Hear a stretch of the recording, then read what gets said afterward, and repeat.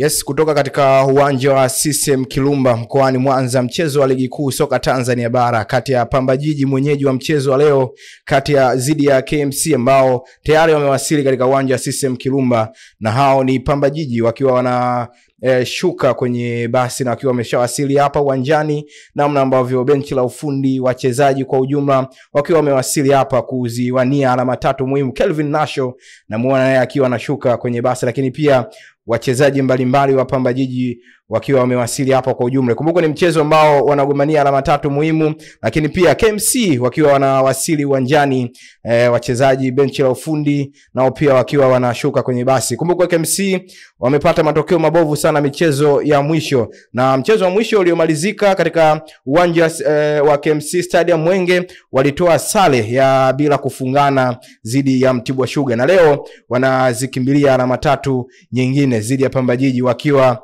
wapo katika ardhi ya ugenini. Ni kipi ambacho kinakwenda kutokea? Mchezo ambao utaanza majira ya saa 10 kamili hapa CCM Kirumba mkoani Mwanza. Yote ambao wataendelea kujiri, tuendelea kupa update zote ambazo zitaendelea kutokea hapa Kawabe Media. Usiache kutembelea page mbalimbali za mitandao ya kijamii.